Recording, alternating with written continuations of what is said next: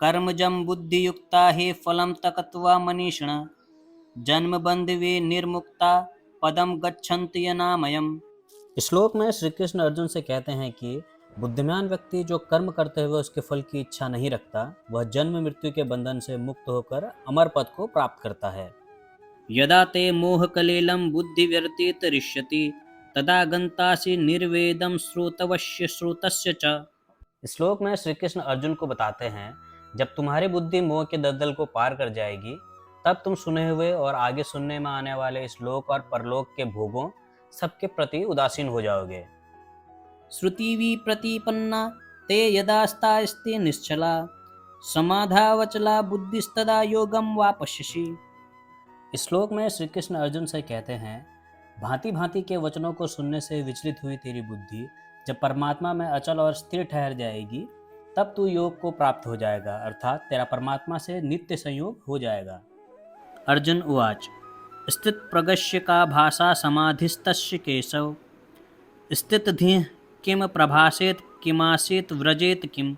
इस श्लोक में अर्जुन श्री कृष्ण से कहते हैं, हे केशव, समाधि में स्थित परमात्मा को प्राप्त हुए स्थिर बुद्धि पुरुष का क्या लक्षण है? वह स्थिर बुद्धि पुरुष कैसे बोलता है, कैसे बैठता है और कैसे चलता है? श्री भगवान उवाच प्रजहाति यदा कामान सर्वान् पार्थ मनोगतान् आत्मन्येवात्मना तुष्ट स्थित प्रगस्त दोच्यते। श्री भगवान उवाच। इस श्लोक में श्री कृष्ण अर्जुन से कहते हैं, हे अर्जुन, जिस काल में यह पुरुष मन में स्थित संपूर्ण कामनाओं को भली भांति त्याग देता है और आत्मा से आत्मा में ही संतुष्ट रहता है, उस काल में वह स्थितप्रज्ञ कहा जाता है। दुखेष्वनु द्विग्रमना सुखेषु विगतस्पृह वितराग भय क्रोध स्थित धीर्य मुनि रुच्यते।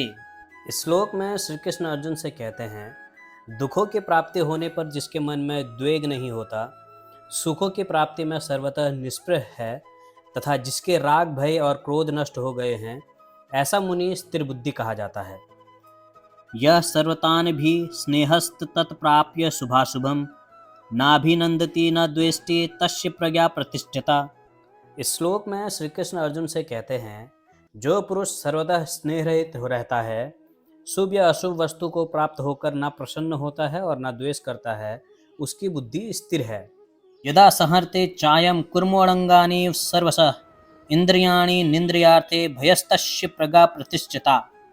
श्री कृष्ण आगे समझाते हुए कहते हैं, जैसे कछुआ सब ओर से अपने अंगों को समेट लेता है, वैसे ही जब यह पुरुष इंद्रियों के विषय से इंद्रियों को सब प्रकार से हटा लेता है, तब उसकी बुद्धि स्थिर है। विषया विनिवर्तन्ते निराहारस्य देहिनः रसवर्जम रसोपश्य परम दृष्टिवा निवर्तते। श्री कृष्ण आगे कहते हैं, इंद्रियों द्वारा विषयों को ग्रहण न करने वाले पुरुष के भी केवल विषय तो निवृत्त हो जाते हैं, परंतु उनमें रहने वाली आसक्ति निवृत्त नहीं होती। इस स्थित प्रज्ञ पुरुष की तो आसक्ति भी परमात्मा का साक्षात्कार करके निवृत्त हो जाती है। यततो ह्यापि कौन्तेय पुरुषस्य विपृष्ट इंद्रियाणि प्रमाथीनि हरन्ति प्रशंभम मनः। इस श्लोक में श्री कृष्ण अर्जुन से कहते हैं, हे अर्जुन, आसक्ति का नाश न होने के कारण ये प्रमथन स्वभाव वाली इंद्रियां यत्न करते हुए बुद्धिमान पुरुष के मन को भी बला धर लेती हैं। दोस्तों, गीता के इन श्लोकों में भगवान श्री कृष्ण हमें बताते हैं कि जीवन का उद्देश्य केवल भौतिक सुखों को प्राप्त करना नहीं है, बल्कि आध्यात्मिक विकास और मोक्ष प्राप्त करना है। और कर्मयोग हमें यह सिखाता है कि हम अपने कर्मों के माध्यम से इस लक्ष्य को प्राप्त कर सकते हैं। दोस्तों, इन श्लोकों में स्थितप्रज्ञ का भी उल्लेख किया गया है। स्थितप्रज्ञ वह व्यक्ति होता है जो सुख दुख लाभ हानि जीत हार आदि में सब में समान रहता है। दोस्तों, इन श्लोकों में यह भी बताया गया है कि हमें अपने इंद्रियों पर कंट्रोल करना सीखना चाहिए।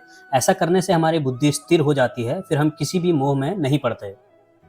और दोस्तों, जब हम अपनी इंद्रियों पर पूरी तरह से कंट्रोल पा लेते हैं, तो हमें परम सत्य का ज्ञान हो जाता है और फिर हमारे लिए इस संसार के सभी सुखों का रस अपने आप ही समाप्त हो जाता है। दोस्तों, इसी के साथ वीडियो को समाप्त करता हूं। अगर आप अभी तक हमारे धर्म ग्रंथों को पढ़ने के सफ़र से नहीं जुड़े हैं तो चैनल को सब्सक्राइब कर सकते हैं। अब हम आपसे मिलते हैं अगली वीडियो में, तब तक के लिए नमस्कार।